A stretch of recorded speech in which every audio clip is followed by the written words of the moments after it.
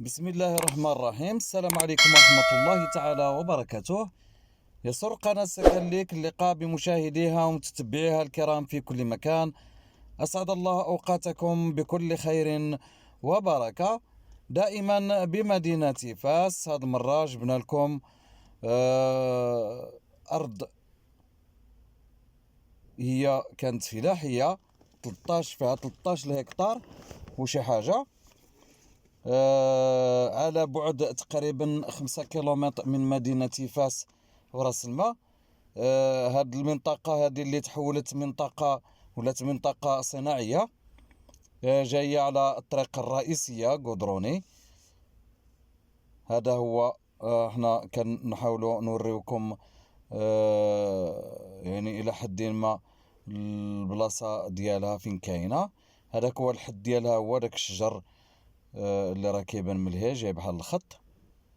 عندها الطريق الكودرون وعندها هذه الدخله منها ديال لا بيست على الجنب ديالها شاده عليها، وهي جايه على الطريق الرئيسيه قريبه لاكار ديال راس الماء، محطه القطار، اللي هي منطقه صناعيه غادي تولي، يعني راه تحولت منطقه صناعيه. اللي بغاها هذه ماشي الفلاحه، اللي بغى يفلحها راه ما كاين مشكل، ولكن هي راه ولات منطقه صناعيه. هذا مشروع صناعي فيها 13 الهكتار وشي حاجه. انا كندير لكم غير دويره من هنا باش تشوفوا الحد ديالها فين واصل.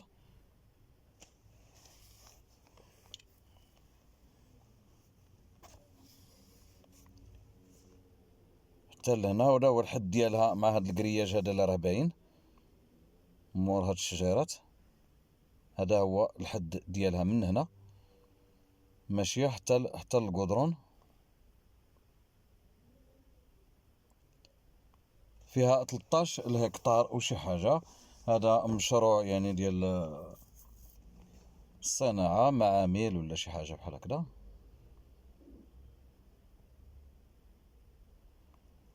قناة سكن لي كتشكركم على المتابعة. ما تنساوش الاشتراك بالقناة والضغط على جرس التنبيه حتى يصلكم الجديد. ما تنساوش كذلك الضغط على زر الاعجاب ومشاركة الرابط ديالنا مع احبابكم وصحابكم فضلا وليس امرا. حنا راجعين من هنا باش نخرجوا للطريق الكبيرة ان شاء الله، جاية بعيدة على فاس يعني 5 كيلومتر راس الماء. احنا دابا على القدرون. هو هذا راه هابط حتى للرومبوان ديال بن سوده، وكيخرج من هنا للطريق ديال توجطات. لاكار حنا خليناه مورانا. المهم هي بعيدة ب5 كيلومتر على فاس، على الرومبوان ديال شابات حتى لهنا راه تقريبا 5 كيلومتر اللي كاينة.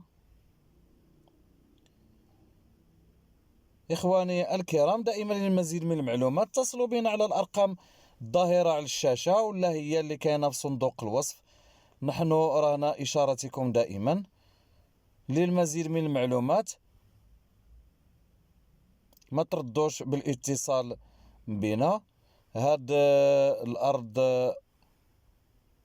كتباع بالمتر.